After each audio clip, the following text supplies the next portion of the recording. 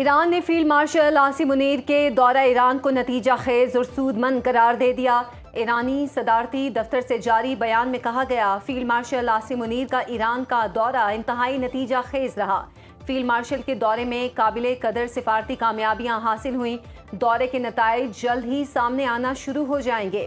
دورہ ایران کے دوران فیلڈ مارشل سید عاصم منیر کی ایرانی صدر مسعود پیزشکیان، رہبر اعلیٰ کے نمائندے محسن رضائی، اسپیکر باقر کالیباف، ایرانی وزیر خارجہ عباس عراقچی اور وزیر داخلہ سکندر مومنی سے ملاقاتیں کشیدگی میں مزید اضافے کی روک تھام، آبنائے ہرمز کو دوبارہ کھولنے اور تنازع کے جلد خاتمے کے لیے اقدامات پر جامع تبادلہ خیال۔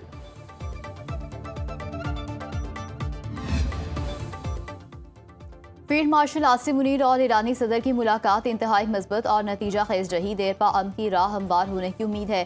وفاقی وزیر داخلہ محسن نقوی کی گفتگو، کہا ایران سے مذاکرات میں اہم پیش رفت ہوئی۔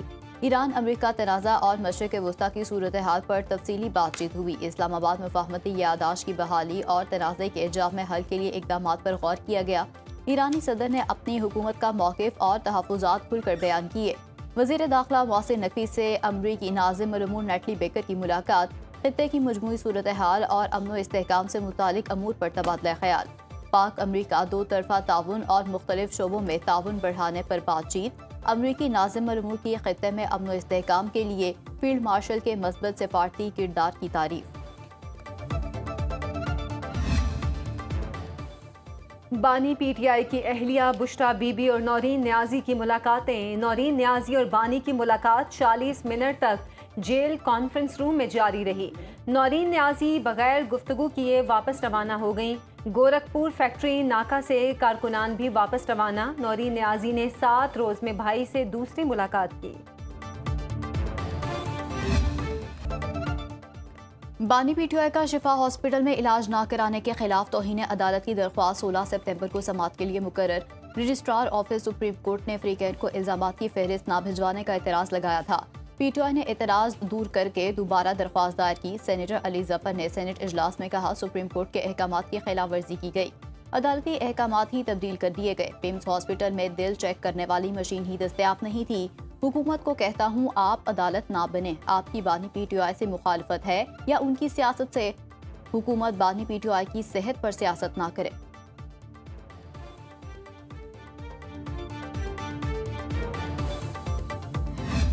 آپ عدالت نہ بنے اور خود سے تشریح کر کے خود سے جو ہے وہ اس کے اوپر عمل درآمد کو جو ہے وہ اپنے طریقہ کار سے نہ کریں۔ نہیں، ایسا بالکل نہیں ہے، ہم بھی نہیں کر سکتے، ہم بھی نہیں کریں گے۔ اور انہوں نے کہا کہ جی آپ عمران خان صاحب کی صحت کے ساتھ جو ہے وہ آپ نہ کھیلیں اور ان کے اس سے متعلق جو ہے وہ آپ جو ہے وہ ایسا عمل جو ہے وہ نہ کریں۔ عدالتی حکم پر عمل درآمد ہوا یا نہیں، فیصلہ عدالت کو کرنے دیں۔ وزیر اعظم کے مشیر رانا ثناء اللہ کا سینٹ میں اظہار خیال، کہا نظر ثانی کا آپشن اسی لیے رکھا گیا کسی بھی حکم کی مزید تشریح ہو سکے۔ عدالت کا ایک حکم بانی کو شفا ہاسپٹل لایا جائے۔ سپریم کورٹ نے ساتھ یہ بھی لکھا، سیکیورٹی انتظامیہ دیکھے گی۔ حکومت کا موقف ہے، شفا ہسپتال میں امن و امان کی صورتحال پیدا ہو سکتی تھی۔ اس صورتحال میں سرکاری ہسپتال لایا گیا جہاں قابل ڈاکٹرز تھے۔ پی ٹی آئی کا موقف ہے، عدالتی حکم پر عمل نہیں ہوا، ہم کہتے ہیں عمل ہوا۔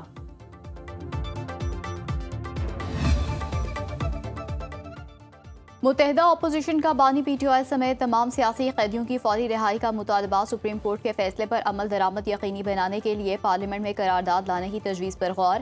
آزاد، منصفانہ اور شفاف انتخابات کے ذریعے حقیقی عوامی نمائندہ پارلیمان تشکیل دینے کا مطالبہ۔ متحدہ اپوزیشن کی مشترکہ پارلیمانی پارٹی کے پہلے باضابطہ اجلاس کا اعلامیہ جاری۔ قومی معاملات پر مشترکہ پارلیمانی موقف اختیار کرنے کا فیصلہ۔ آئین سے متصادم قانون سازی کے خاتمے کے لیے آئینی، قانونی، پارلیمانی اور جمہوری ذرائع استعمال کرنے کا اعلان۔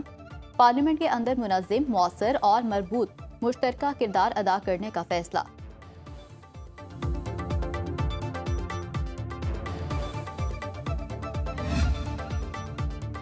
وزیر اعظم شہباز شریف سے سعودی پاک مشترکہ بزنس کونسل کے چیئرمین شہزادہ منصور بن محمود السعود کی ملاقات۔ اعلیٰ سطح کا سعودی کاروباری وفد بھی ہمراہ تھا۔ وزیر اعظم کا شاہ سلمان اور ولی عہد محمد بن سلمان کے لیے نیک خواہشات کا اظہار۔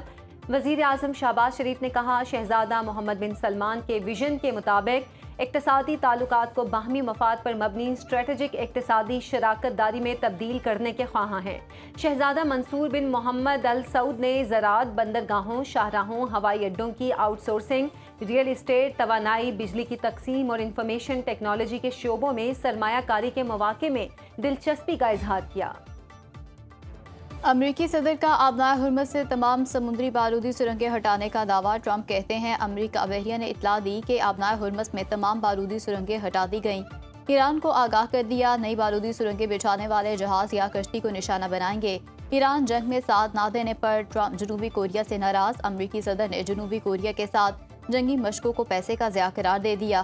امریکی وزیر جنگ پیٹ ہیگس کی ایران کے خلاف پھر فوجی طاقت کے استعمال کی دھمکی۔ کہا واشنگٹن معاشی اقدامات کے ساتھ ضرورت پڑنے پر فوجی کارروائی کا راستہ بھی کھلا رکھے گا۔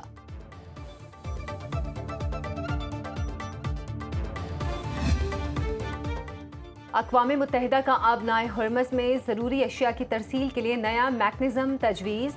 یو این میکنزم کے تحت کھاد اور خام مال لے جانے والے بحری جہازوں کی رجسٹریشن اور تصدیق ہوگی۔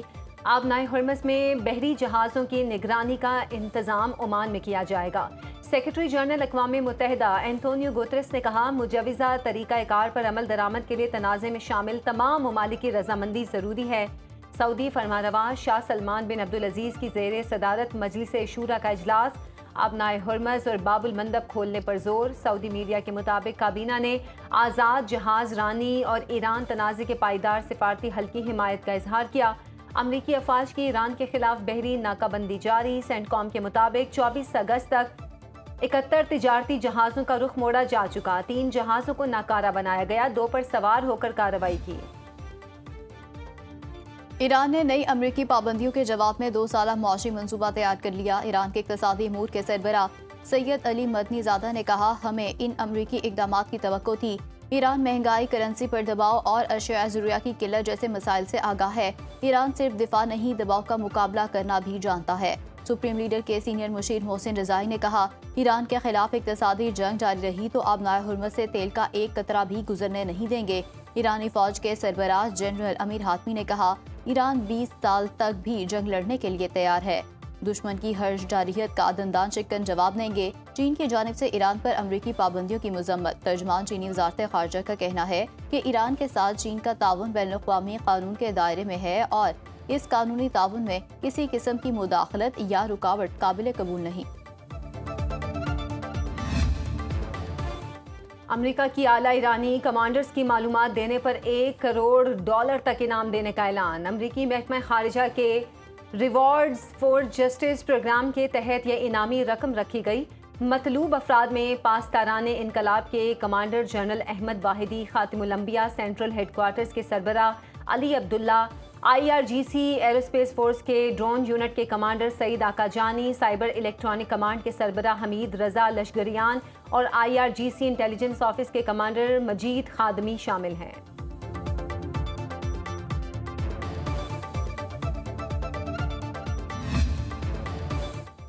وزیر خارجہ اسحاق ڈار سے ترک ہم منصب حاکان فیدان کا ٹیلی فونک رابطہ۔ ترجمان دفتر خارجہ کے مطابق 2 طرفہ تعلقات سمیت علاقائی صورتحال اور باہمی دلچسپی کے امور پر گفتگو۔ علاقائی وزرائے خارجہ کے آئندہ اجلاس پر بھی تبادلہ خیال۔ اسحاق ڈار اور حاکان فیدان کی آئندہ کثیر الجہتی روابط سے بات چیت۔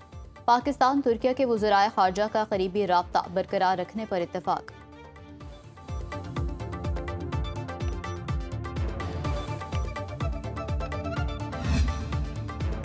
عالمی منڈی میں خام تیل کی قیمتوں میں اتار چڑھاؤ۔ برینٹ کروڈ آئل کی قیمت $92.11 فی بیرل ہو گئی۔ WTI کا ایک بیرل $85.05 کا ہو گیا۔ عالمی گولڈ مارکیٹ میں سونا $4,645 فی اونس فروخت۔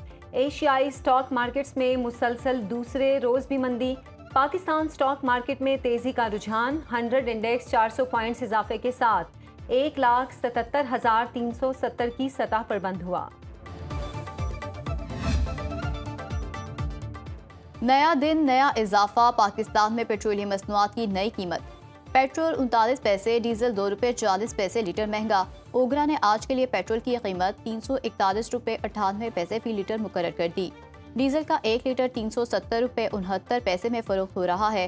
مہنگائی اور پیٹرولیم لیوی کے خلاف دھرنے 10ویں روز میں داخل ہو چکے۔ امیر جماعت اسلامی حافظ نعیم الرحمان کی نیوز کانفرنس، کہا 13 ربیع الاول کو ملک گیر ہڑتال کا اعلان کروں گا، حکومت پیٹرولیم لیوی ختم کر کے عوام کو ریلیف دے۔